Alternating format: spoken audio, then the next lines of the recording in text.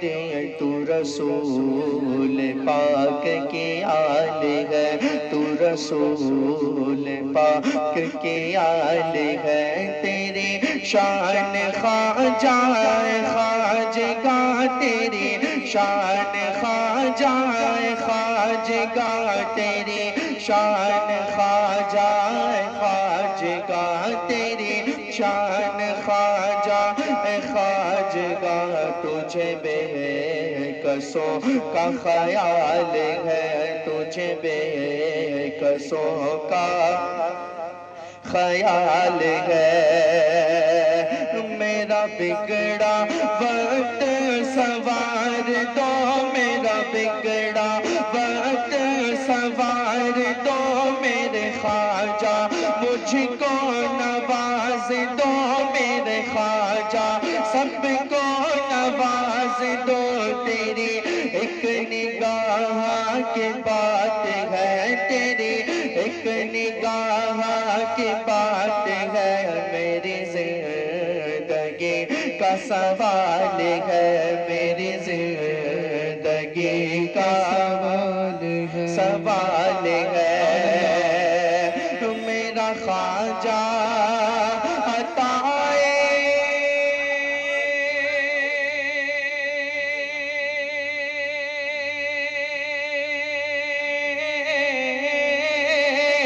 رسول ہے، میرا خواجہ میرا خواجہ میرا خواجہ میرا خواجہ، تیرے پائے کا ہم نے کوئی نہ پایا خواجہ، تیرے پائے کا ہم نے کوئی نہ پایا خواجہ، ہند کے سارے ولی، ہند کے سارے ولی، ہند کے سارے ولی تیری رعایا خواجہ، میرا خواجہ عطائے رسول ہے، وہ بہار چشت کا پھول ہے، وہ بہار چشت کا پھول ہے، وہ بہار گلشن فاطمہ، وہ بہار گلشن فاطمہ، چمن علی کا نہال ہے، چمن علی کا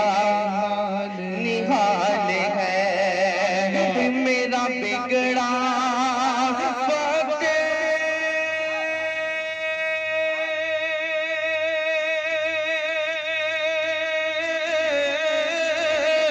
سوار دو، میرا بگڑا وقت سوار دو، میرے خواجہ مجھ کو نواز دو، میرے خواجہ سب کو نواز دو، تیری ایک نگاہ کی بات ہے، تیری ایک نگاہ خواجہ، ایک نگاہ خواجہ، ایک نگاہ خواجہ، ایک نگاہ خواجہ، خواجہ ایک نگاہ خواجہ، ایک نگاہ تیری ایک نگاہ کی بات ہے، تیری ایک نگاہ کی بات ہے، میری زندگی کا سوال ہے، میری زندگی کا سوال ہے، میں گدائے خواجہ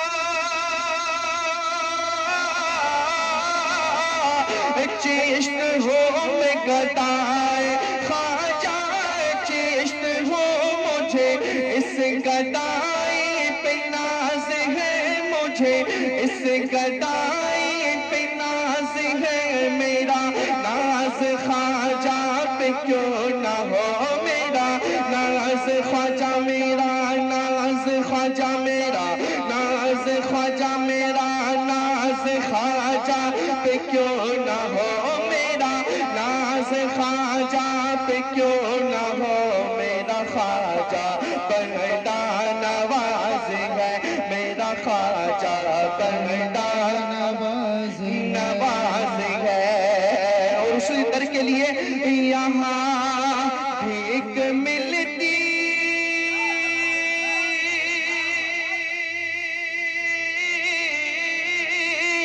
ہے بے گما یہاں دیکھ ملتی ہے بے گما یہ بڑے سخی کا ہے راستہ یہ بڑے سخی کا ہے راستہ یہاں سب کی بھرتی ہے جھولیاں یہاں سب کی بھرتی ہے جھولیاں یہاں سب کی بھرتی ہے جھولیاں یہ درے غریب نواز ہے یہ درے غریب نواز ہے تیرا نام خواجہ معین الدین تیرا نام خواجہ معین الدین تو رسول پاک کی آل ہے تو رسول پاک کی آل ہے تو رسول پاک کی آل ہے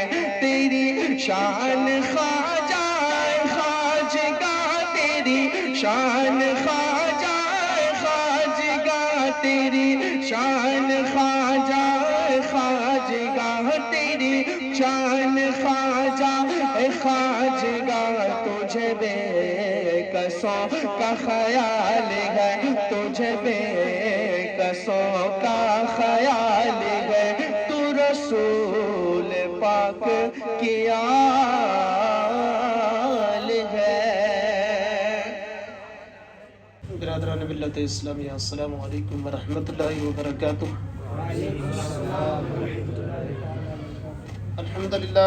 الحمدللہ رب العالمین والصلاة والسلام علی سید المرسلین اما بعد فاعوذ باللہ من الشیطان الرجیم بسم اللہ الرحمن الرحیم یا ایہا الناس کلوا مما فی الارض حلالا طیبا قال اللہ تبارک و تعالی فی مقام آخر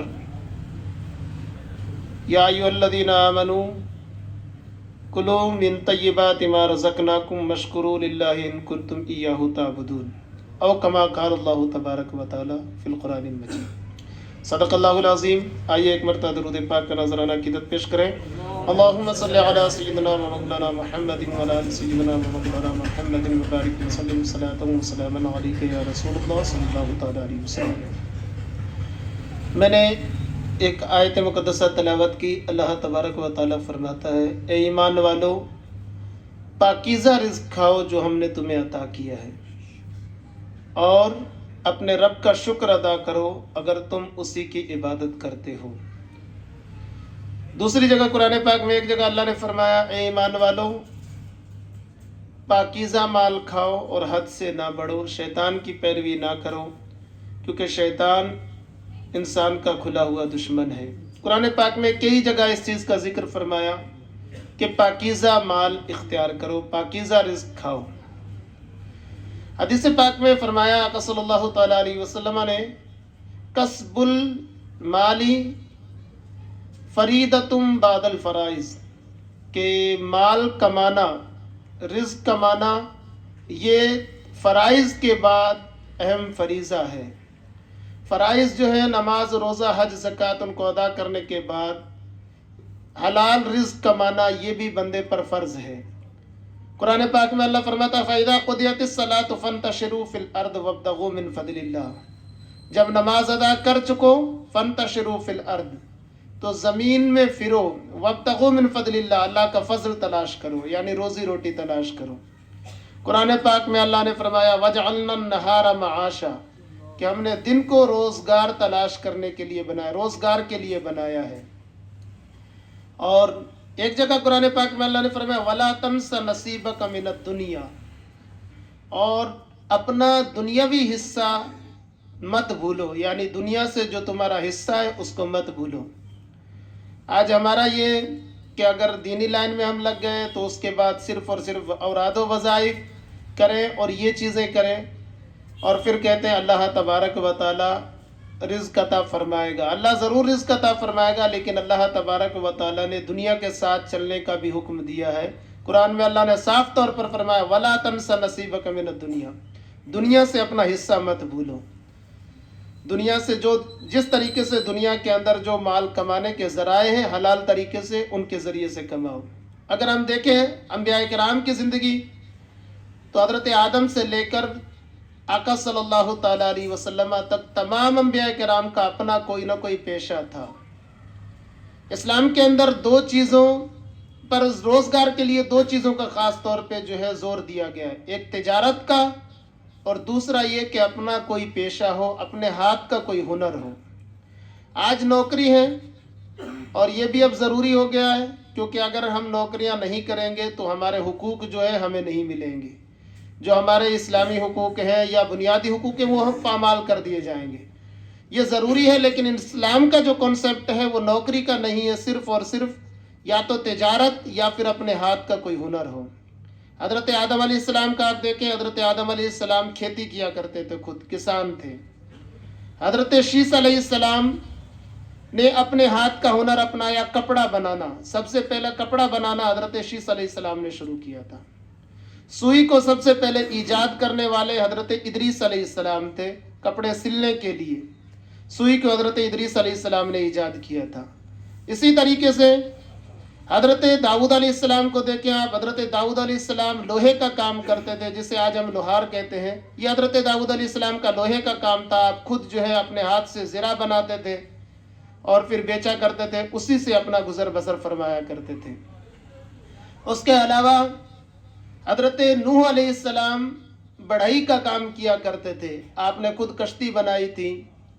اسی طریقے سے دوسرے اکثر انبیاء کا کام جو ہے وہ یا تو انہوں نے کھیتی کا کام کیا ہے یا اپنا کوئی نہ کوئی پیشہ اختیار کیا ہے۔ حدیث پاک ہے ما نبی الا رعى الغنم، کوئی نبی ایسے نہیں ہیں جنہوں نے بکریاں نہ چرائی ہوں، انہوں نے اپنے بکریوں کے ذریعے سے اپنی روزی روٹی کا سامان بنایا۔ اور آقا صلی اللہ تعالیٰ علیہ وسلم نے فرمایا سب سے بہتر یہ ہے کہ بندہ دن بھر اپنے پیٹھ پر بوجھ لا دے، یہ اس سے بہتر ہے کہ لوگوں سے سوال کرے۔ آقا صلی اللہ تعالیٰ علیہ وسلم نے رزق حلال کمانے کے لیے اور بندے کو کسب معاش کے لیے بڑی جو ہے تاکید فرمائی۔ یہاں تک فرمایا گیا کہ جو بندہ اپنے گھر والوں کے لیے رزق تلاش کرے، پورے دن محنت کرے، تو کل قیامت کے دن اس طریقے سے آئے گا کہ اس کا چاند جو ہے، اس کا چہرہ 14ویں کے چاند کی طرح چمکتا ہوگا۔ اور اپنے رشتہ داروں کے لیے، اپنے گھر والوں کے لیے کسب معاش یعنی روزی روٹی تلاش کرنا، یہ نوافل نماز پڑھنے سے زیادہ ثواب کا اجر پائے گا جو بندہ یہ کرتا ہے۔ اور کمائے تو حلال کمائے، حلال پر آقا صلی اللہ تعالیٰ علیہ وسلم نے بڑی تاکید فرمائی ہے۔ ایک دن آقا صلی اللہ تعالیٰ علیہ وسلم کو روزہ تھا، گرمی کا زمانہ تھا، بڑا سخت دن تھا اور لمبا دن تھا۔ شام کے وقت حضرت شداد بن اوس رضی اللہ تعالیٰ عنہ کی بہن نے ایک دودھ کا پیالہ حضور کی بارگاہ میں بھیجا کسی بندے کے ذریعے سے کہ روزہ افطاری کر لیں گے حضور صلی اللہ تعالی وسلم۔ آج بڑی گرمی تھی اور بڑا سخت دن تھا۔ وہ لے کر آئے تو آقا صلی اللہ تعالیٰ علیہ وسلم نے فرمایا کہ یہ پوچھو ان سے جا کر کہ یہ دودھ کہاں سے دیا انہوں نے۔ حضور صلی اللہ علیہ وسلم نے ایک گھونٹ بھی نہ لیا، پوچھو کہ کہاں سے دودھ دیا۔ جا کر پوچھا گیا تو انہوں نے عرض کیا یا رسول اللہ صلی اللہ علیہ وسلم میری خود کی بکری تھی اور بکری کا دودھ تھا۔ پھر حضور نے فرمایا جا کر ان سے دوبارہ پوچھ کر آؤ کہ یہ بکری کہاں سے لی انہوں نے۔ پھر دوبارہ جب پوچھا گیا تو انہوں نے عرض کیا یا رسول اللہ یہ بکری میری خود کی ہے پالتو۔ تب حضور صلی اللہ علیہ وسلم نے وہ دودھ نوش فرمایا۔ دوسرے دن حضرت شداد بن اوس کی بہن آئی، انہوں نے پوچھا یا رسول اللہ آپ نے کل اتنی تفتیش کی، میں نے گرمی کی وجہ سے دودھ بھیجا تھا آپ کی بارگاہ میں، تو حضور نے فرمایا ہمیں حکم دیا گیا ہے کہ ہم پاکیزہ کھائیں اور نیک عمل کریں، اور یہی ساری امت کو حکم دیا گیا کہ پاکیزہ کھائیں۔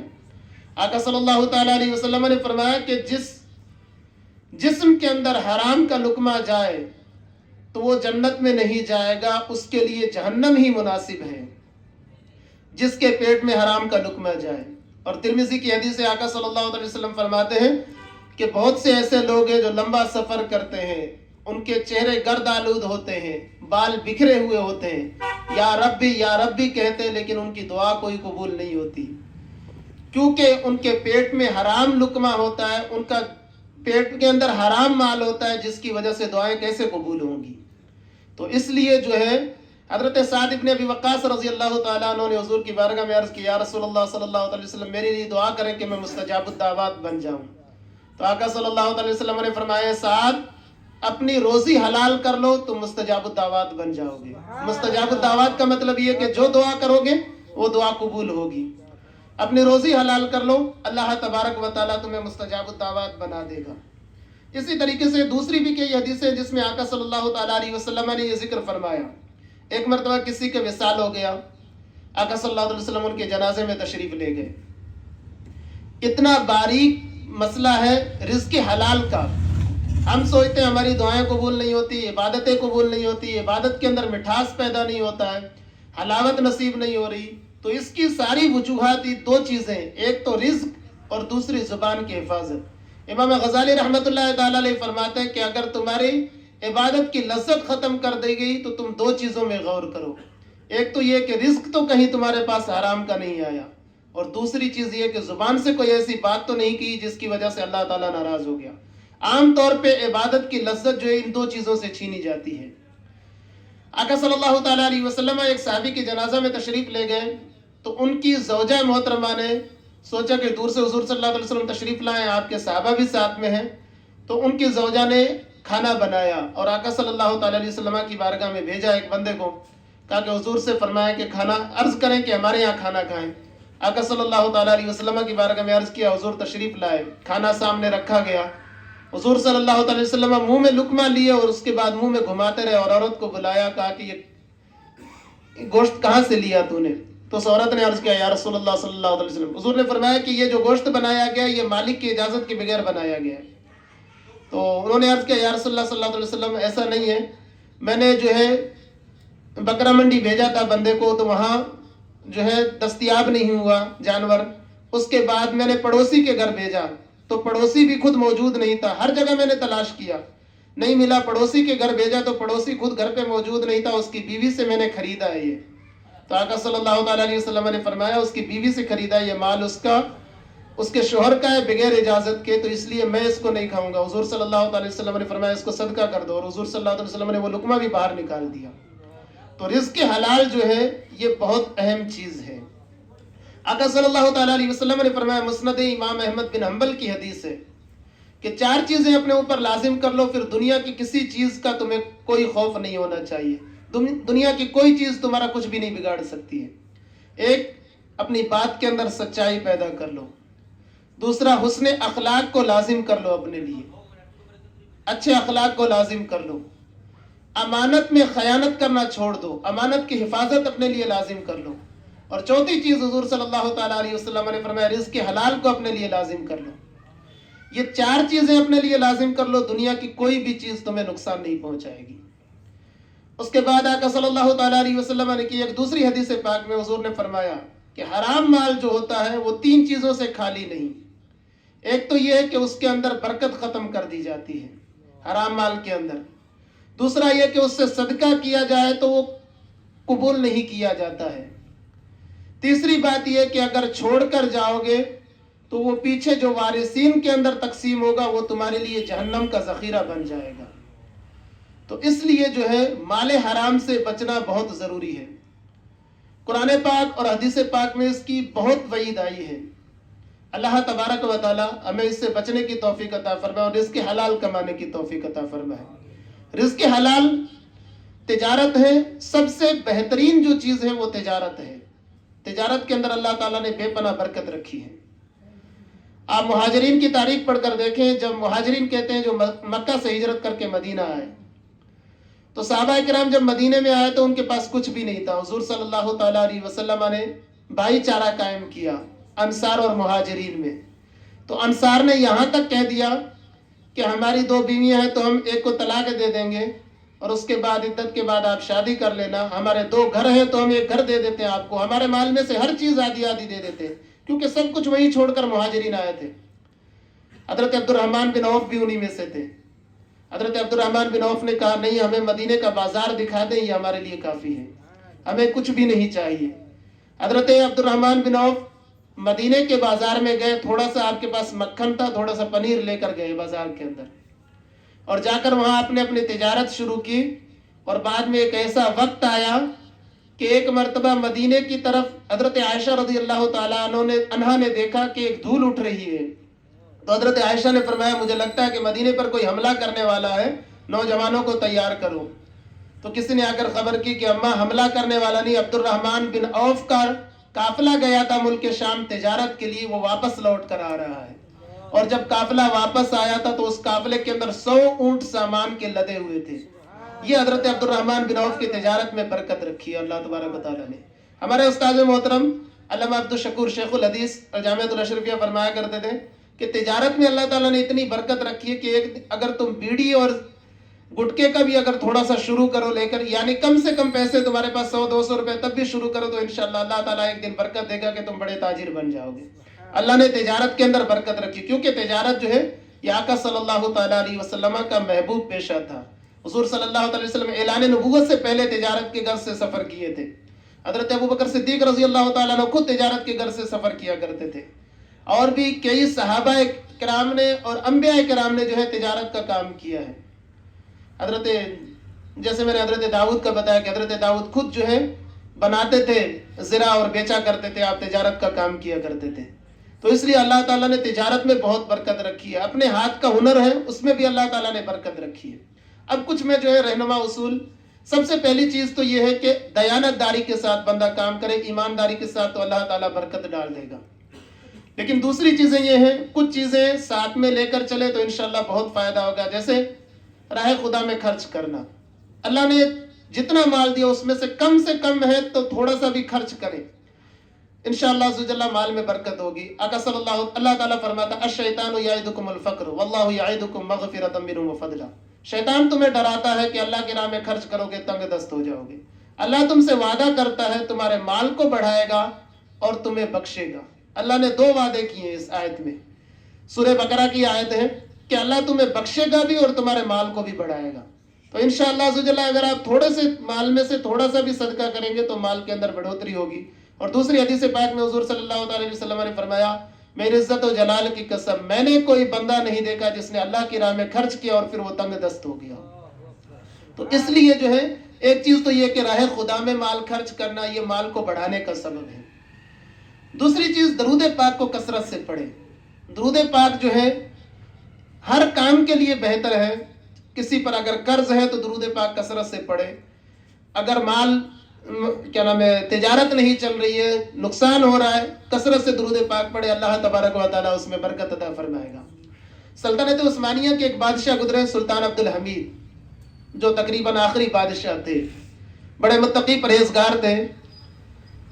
ان کے زمانے علامہ یوسف نبہانی رحمۃ اللہ تعالیٰ نے اپنے کتاب کے اندر واقعہ ذکر کیا ہے کہ ان کے زمانے میں ایک بندہ تھا جو بڑا قرض میں ڈوبا ہوا تھا. 300 درہم یا دینار اس پر کچھ قرض تھا. تو جو قرض مانگنے والا تھا وہ مطالبہ بار بار کر رہا تھا اور ان کے پاس کچھ تھا ہی نہیں دینے کے لیے. اس نے جا کر قاضی کے پاس مقدمہ دائر کر دیا.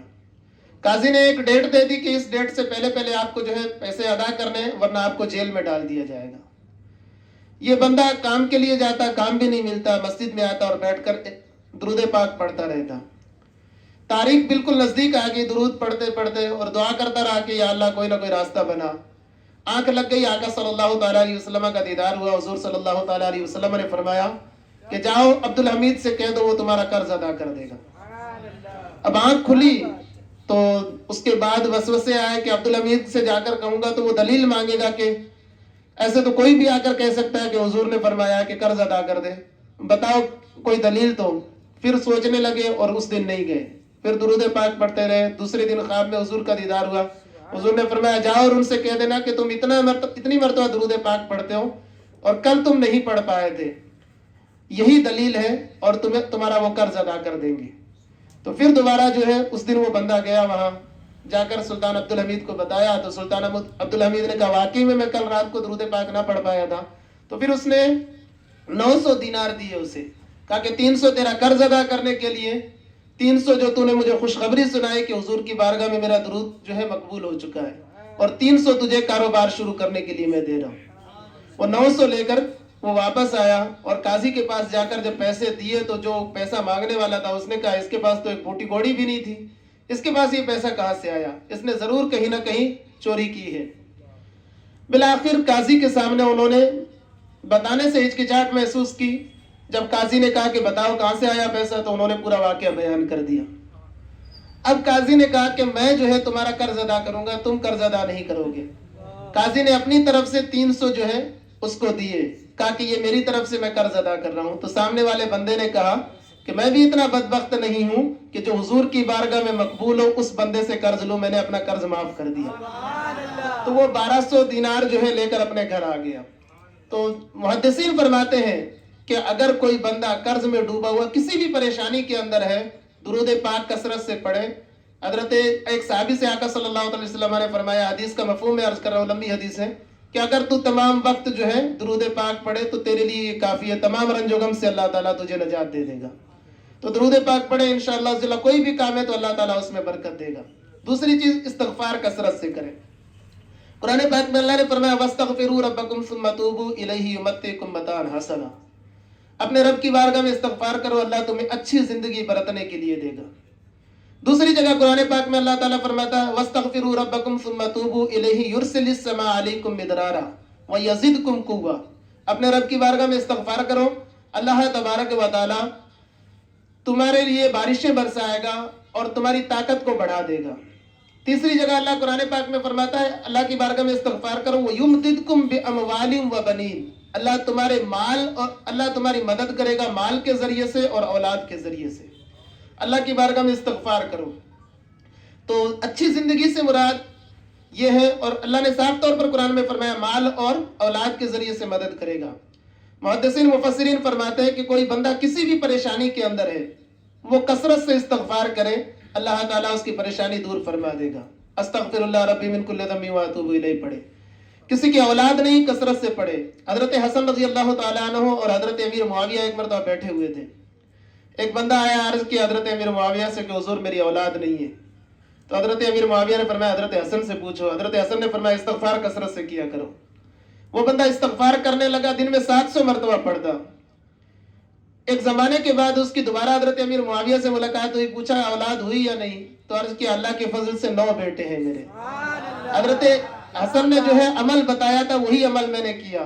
کہا کہ حضرت حسن سے آپ ملاقات ہو تو پوچھنا کہ یہ عمل کہاں سے بتایا. جب حضرت حسن سے پوچھا تو حضرت حسن نے فرمایا میں نے قرآن ہی سے بتایا. اللہ نے فرمایا وَيُمْدِدْكُمْ بِأَمْوَالٍ وَبَنِينَ. اللہ تمہاری مدد کرے گا مال کے ذریعے سے اور اولاد کے ذریعے سے. قرآن پاک میں اللہ تعالیٰ نے صاف طور پر فرمایا. امام احمد بن حنبل رحمۃ اللہ تعالیٰ فرماتے ہیں خود، اور امام احمد بن حنبل وہ ہستی ہیں جنہیں 7 لاکھ حدیثیں یاد تھی. امام احمد بن حنبل رحمۃ اللہ تعالیٰ فرماتے ہیں کہ ایک مرتبہ میں ایک سفر پر تھا، ایک مسجد کے اندر حاضر ہوا اور مسجد کے اندر بیٹھا تھا. تو مسجد کا جو متولی تھا وہ تھوڑا بدخلق تھا، اس نے مجھے مسجد سے باہر نکال دیا. میں آ کر سیڑھیوں پر بیٹھا تو اس نے دھکا دیا مجھے، میں نیچے گر گیا. تو سامنے ایک بندہ کھڑا تھا، اس نے مجھے اٹھا لیا ہاتھ پکڑ کر اور اپنے ساتھ گھر پہ لے گیا. لیکن میں نے اس کو دیکھا وہ استغفار ہی استغفار کرتے جا رہا ہے. گھر پہ گئے، کھانا کھایا. میں نے اس سے پوچھا کہ خدا کے بندے تو اتنا استغفار کرتا ہے، اس سے کیا فائدہ ہوتا ہے؟ تو اس نے کہا کہ آپ یہ مت پوچھیں کیا فائدہ ہوتا ہے، آج تک اللہ کی بارگاہ میں جو بھی میں نے دعا کی اللہ تعالیٰ نے میری دعا قبول فرمائی ہے سوائے ایک دعا کے. تو میں نے پوچھا وہ کون سی دعا ہے؟ کہنے لگے کہ وہ دعا یہ ہے کہ میں نے اللہ کی بارگاہ میں دعا کی تھی کہ اللہ مجھے امام احمد بن حنبل کی زیارت ہو جائے، میں ان کا دیدار کر لوں. وہ دعا قبول نہیں ہوئی، اس کے علاوہ ساری دعائیں قبول ہوئی ہیں. امام احمد بن حنبل فرماتے مجھے جانتے ہو؟ کہا نہیں، کہ میں ہی ہوں جسے اللہ تبارک و تعالیٰ نے آپ کے قدموں میں ڈال دیا. تو استغفار کی بے شمار فضیلت ہے. تو 2 چیزیں بندہ اپنا لے، ایک تو رزق حلال، کیونکہ یہ دعائیں وظائف یہ سارے قبول اسی وقت ہوں گے جب کیا نام ہے رزق حلال بندہ کھائے گا. تو رزق حلال کھائے، اور اس کے بعد یہ چیزیں 2 چیزیں، ایک درود پاک، ایک استغفار. تیسری چیز دعا کو لازم کر لے اپنے لیے ہر نماز کے بعد. انشاءاللہ عزوجل تمام پریشانیاں دور ہو جائیں گی. اللہ تبارک و تعالیٰ سے دعا کہ جو میں نے کہا اس پر مجھے عمل کرنے کی توفیق عطا فرمائے، ہم سب لوگوں کو عمل کرنے کی توفیق عطا فرمائے. وما علینا الا البلاغ.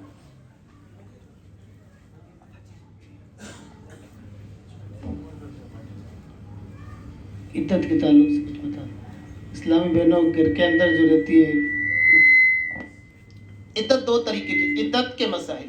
عدت 2 طریقے کی ہوتی ہے، ایک ہوتی ہے وفات کی عدت، ایک ہوتی ہے طلاق کی عدت. وفات کی عدت ہے تو اگر کسی کا شوہر انتقال کر جاتا ہے تو اس عورت کو 4 مہینے 10 دن عدت گزارنی رہے گی. اور 4 مہینے 10 دن کے اندر وہ نہ تو سنگار کریں گی اور نہ کہیں باہر جائیں گی. ہاں اگر کوئی دوسرا کمانے والا نہیں ہے تو وہ دن میں جا کر کام کر سکتی ہے, رات کو آ کر اسی گھر میں گزارے. یہ اس عورت کے لیے جس کا شوہر انتقال کر گیا. اسے بناؤ سنگار نہیں کرنا ہے, زیب و زینت نہیں کرنی ہے, غیر محارم سے پردہ کرنا ہے, یعنی جن سے نکاح ہو سکتا ہے ان لوگوں سے پردہ کرنا ہے, اور کوئی بھی زیب و زینت اختیار نہیں کرنی ہے. طلاق کی عدت ہے تو طلاق کی عدت جو ہے الگ ہے. طلاق کی عدت کے لیے یہ وفات کی بھی 2 عدتیں, ایک تو 4 مہینہ 10 دن, ایک وہ عورت جو حاملہ ہے جس کے پیٹ میں بچہ ہے تو اس کے لیے یہی عدت ہے کہ بچہ پیدا ہوتے ہی عدت ختم ہو جائے گی, چاہے 2 دن بعد ہی بچہ پیدا ہو جاتا ہے تب عدت ختم ہو جائے گی. طلاق کی عدت ہے تو طلاق کی عدت 3 عدتیں ہیں. اگر کسی عورت کو طلاق دی جاتی ہے تو اس کو 3 منتھلی پیریڈ تک رکنا ضروری ہے, اور اس کے اندر نہ وہ بنائے سنگار کریں گی اور نہ جو ہے گھر سے باہر جائیں گی. وہ اپنی نوکری وغیرہ کے لیے بھی نہیں جا سکتی. ہاں جس کا شوہر انتقال کر گیا وہ جا سکتی ہے, جس کو طلاق دی گئی ہے وہ نوکری وغیرہ کے لیے بھی نہیں جا سکتی, اس کو گھر میں ہی رہنا ہوگا. بناؤ سنگار اس کو بھی نہیں کرنا ہے. اگر کسی عورت کی 60 سال سے عمر زیادہ ہے جس کا منتھلی پیریڈ آنا بند ہو جاتا ہے تو اس کے لیے 3 مہینہ ہے عدت, 3 مہینے پورا کریں گی. اور جس عورت کے بچہ ہے پیٹ میں اس کے لیے وہی عدت ہے, بچہ جننا ہی عدت کو ختم کر دے گا.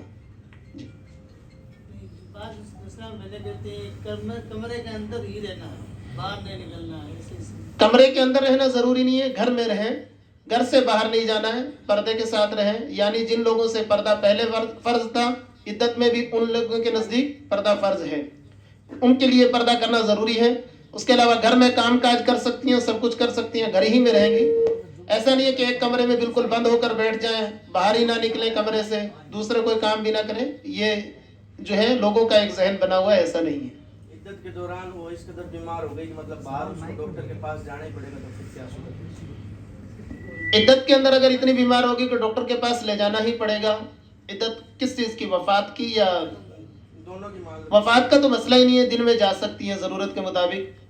اور طلاق میں بھی اگر زیادہ بیمار ہو گئی ہیں تو الضرورات تبیح المحظورات, کہ ضرورت کے وقت جو منع چیز ہوتی ہے وہ بھی جائز ہو جاتی ہے, تو اس لیے اس کو لے جا سکتے ہیں, کوئی مسئلہ نہیں. ڈاکٹر اگر مرد ہو تو بھی اگر عورت دستیاب نہیں ہوتی ہے تو پھر مرد کے پاس بھی لے جایا جا سکتا ہے. اگر عورت ڈاکٹر ہے تو پھر اس کے پاس پہلے لے جانا ضروری ہے.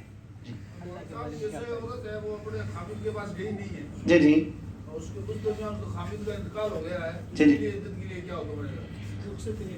رخصتی نہیں ہوئی اور خاوند کا انتقال ہو گیا تب بھی عدت گزارنی ہوگی, کیونکہ وفات کی عدت جو ہوتی ہے اس کا جانے نہ جانے سے مطلب نہیں ہے. بالغہ ہے نا, بالغہ ہے تو عدت اس کو وفات کی عدت گزارنی ہوگی 4 مہینے 10 دن, چاہے خلوت میں ملے نہ ملے. خلوت میں ملے اور نہ, کیونکہ یہ وفات کی عدت ہے اور یہ سوگ ہوتا ہے ایک طرح کا. طلاق ہوگی اس کی عدت نہیں ہے, نہیں مقلاوہ نہیں ہوا, گئی نہیں, رخصتی نہیں ہوئی, طلاق ہوگی تو اس کی کوئی عدت نہیں ہے. جی جی. اللہ کے بارے میں مسلمان کا کیا عقیدہ ہونا چاہیے؟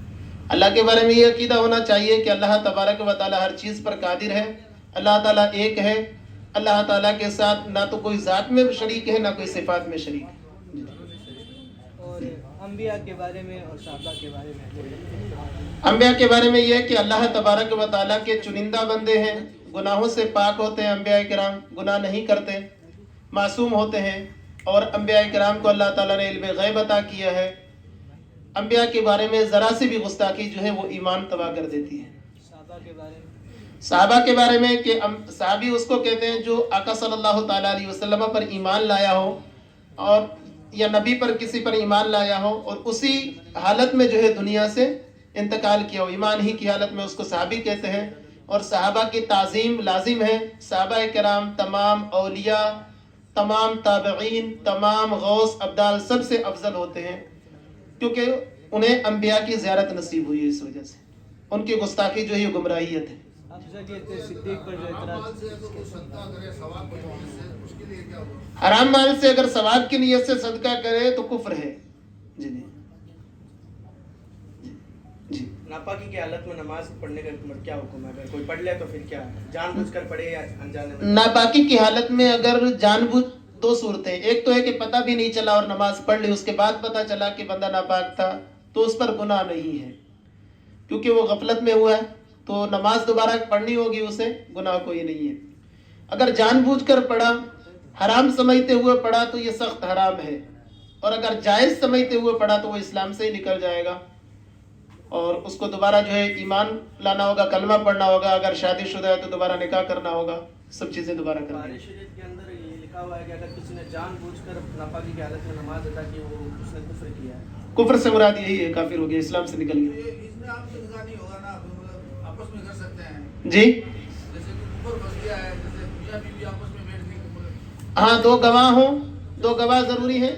जी हाँ, तजदीद निकाह, निकाह दोबारा कैसे करना है। अगर किसी बंदे ने कुफ्र बोल दिया या कोई ऐसी बात बोल दी जो इस्लाम के खिलाफ थी, तो उसमें मौलाना साहब को बुलाने की ज़रूरत नहीं है, किसी दूसरे को बुलाने की ज़रूरत नहीं है। दो गवाह बुला लें अपने घर के ही, और मियाँ बीवी, शोहर कह दे मैंने तो इससे निकाह किया, औरत के मैंने कबूल किया। महर इसमें बताना ज़रूरी होगा, महर दोबारा रखा जाएगा। प्रैक्टिकल करके बता देंगे मतलब क्या बोलना पड़ता है। प्रैक्टिकल नहीं, सामने कोई नहीं, ऐसे ही बोल के बता। औरत जो है, एक तरफ औरत को बैठा ले शोहर, और उसके बाद कहे कि मैं इन दो गवाहों की मौजूदगी में इतने महर के बदले में आपसे निकाह करता हूँ, औरत के मैंने कबूल किया, बस ये हो गया निकाह। मैं दो तरह की लिखते ना, ये थोड़ी वजाहत करो। महर होता, एक होता है मुअज्जल ऐन के साथ, एक होता है मुअज्जल हमजा के साथ। मुअज्जल जो होता है वो निकाह के फौरन वक्त दिया जाता है, निकाह के वक्त ही, इसको कहते हैं फौरन अदा कर देना, जल्दी अदा कर देना। जो निकाह के वक्त ही दे दिया जाता है उसे कहते हैं मुअज्जल, या जो है रात गुजारने से पहले पहले, मियाँ बीवी के मिलने से पहले पहले जो दे दिया जाता है उसको कहते हैं मुअज्जल। और ऐन के साथ जो मुअज्जल होता है वो उधार होता है कि बाद में एक मुद्दत मुतय्यन कर दी कि उस वक्त अदा कर देंगे, ये मुअज्जल कहलाता है कि मैं 2 महीने बाद या 3 महीने बाद। एक होता है महर मुतलक, जिसमें ना तो ये कहा होता है कि अभी अदा करूंगा, ना ये कहा होगा कि बाद में अदा करूंगा, मुतलकन कह दिया कि इतना महर अदा करना है। देनी पड़ेगी बात होगी। जी देनी पड़ेगी, वो एक कर्ज है एक तरह का। कम से कम मिकदार कितनी है? कम से कम 10 दिरहम मिकदार है, जो आज के हिसाब से तकरीबन जो है 3.25 तोला चांदी बनता है, 33 ग्राम चांदी। ये शरीफ की कोई तादाद है कि कम की तादाद है, ज्यादा की नहीं है। कम से कम जो है ये 3.25 तोला चांदी आज के हिसाब से लगभग 33 ग्राम के तकरीबन बनती है, और ज्यादा की कोई तादाद नहीं है, जितने चाहे दे। जी हाँ, निकाह के गवाहों में बालिग होना जरूरी है। जी नहीं, अगर बीवी राजी है, बात हो गई पहले से कि बाद में अदा कर देंगे, तो उसमें गुनाहगार नहीं होगा। लेकिन हाँ, ये कि इंतकाल हो गया तो उसकी विरासत में से माल दिया जाएगा, महर का, जो उसका माल छोड़ कर गया उसमें से अदा किया जाएगा। महर जो है कर्ज की तरह है, जिस तरह कर्ज अदा करना वाजिब होता है, इसी तरह महर भी अदा करना वाजिब होता है। अगर मिट्टी और जिस जमीन पर और क्या नापाक होती है, जी, मिट्टी अगर जमीन पर है नापाक होगी तो उसके सूख जाने से वो पाक हो जाएगी, और उस पर फिर नमाज हो जाती हाँ नमाज पढ़ सकते हैं, लेकिन तयम्मुम नहीं कर सकते अगर पता है कि ये नापाक थी। जी, अगर पता ही नहीं था तो फिर तो अलग मसला हो। अगर वो सूख जाए तो उस पर नमाज पढ़ी जा सकती है। जी अगर मसबूक इमाम के पीछे नमाज पढ़ रहा है, उसकी एक आधी रकात गई हुई है, तो उसके सजदा सहव अगर उसकी कंडीशन हो गई कि उसके ऊपर सजदा सहव हो गया, जो पिछले बाकी रह चुकी थी रकातें एक दो, उसके अंदर कोई ऐसी कंडीशन आ गई कि सजदा सहव की नौबत आ गई, तो अब वो सजदा सहव करेगा या नहीं करेगा? मसबूक की बकिया रकातों के अंदर अगर ऐसा हुआ है तो सजदा सहव करेगा। और अगर इमाम के साथ में अगर ऐसा हुआ है कि तैयार पढ़ना भूल गया कि इमाम के साथ हुआ है तो सजदा सहव वाजिब नहीं है।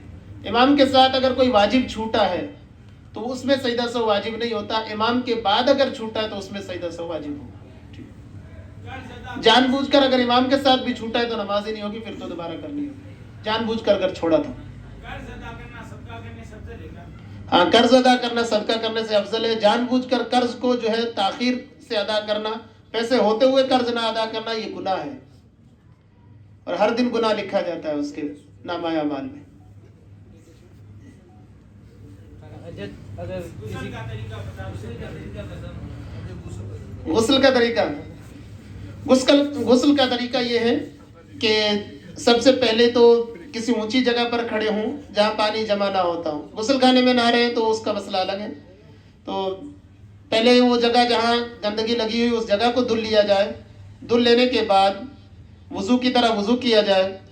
اگر پانی جمع ہوتا ہے تو پاؤں نہ دھلے جائیں, اور پانی جمع نہیں ہوتا ہے تو پاؤں بھی دھل لیے جائیں. پورا وضو کر لیا جائے, اور اس کے بعد جو ہے 3 مرتبہ دائیں کندھے پر پہلے پانی بہائیں, پھر 3 مرتبہ بائیں کندھے پر پانی بہائیں, پھر اس کے بعد 3 مرتبہ سر پر پانی بہائیں. یہ پورا غسل ہو گیا.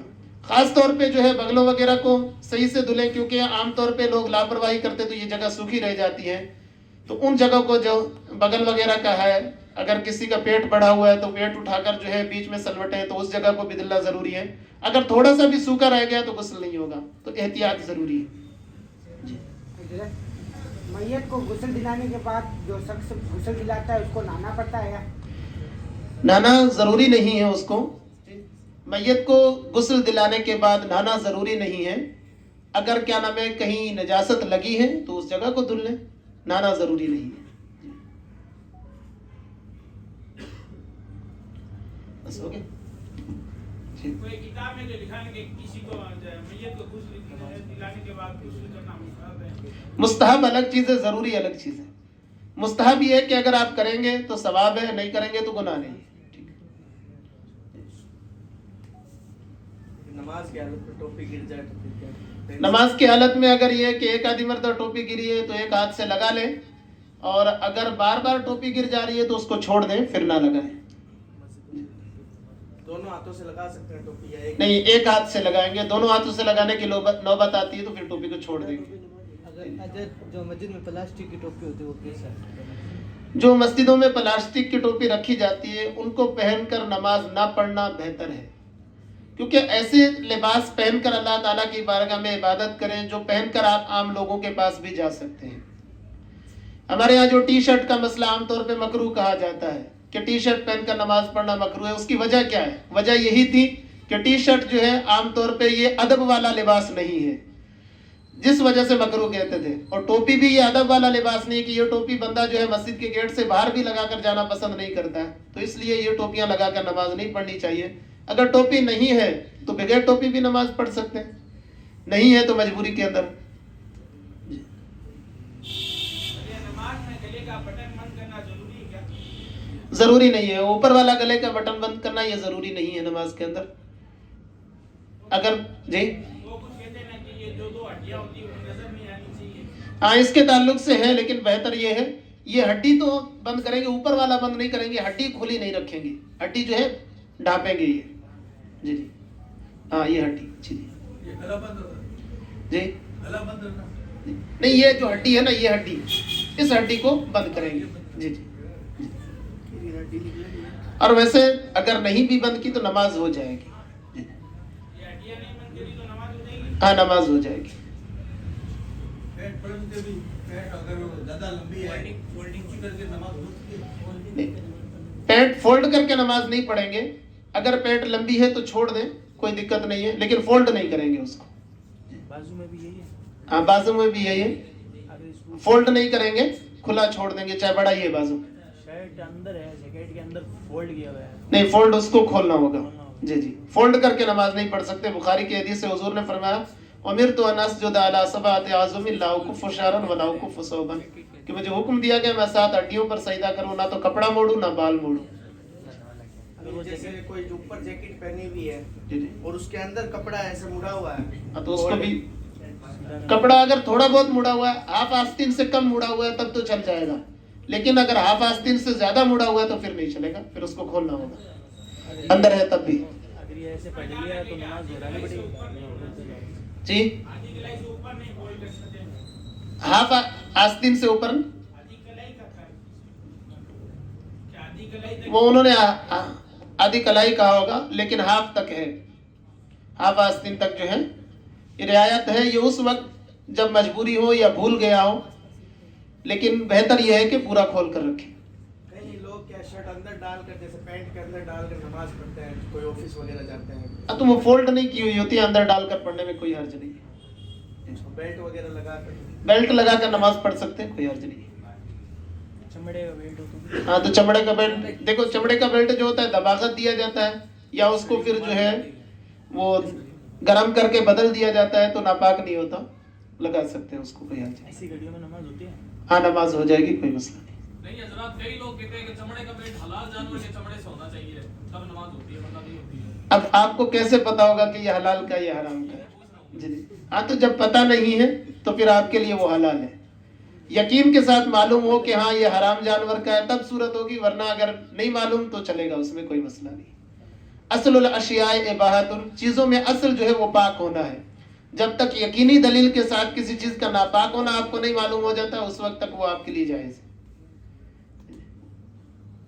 ठीक। और ये किसी ने सर्दी में इसे गर्म टोपा पहना हुआ है और यहाँ पेशानी तक आया हुआ है और इसे सजदा करता है, तो अगर सही से पेशानी जम जा रही है तब तो ठीक है, लेकिन अगर ज्यादा है कि पेशानी सही से नहीं जम पा रही है तो फिर उसको जो है उतारना जरूरी होगा। नमाज नहीं होगी। हाँ, अगर पेशानी नहीं जमेगी तो नमाज नहीं।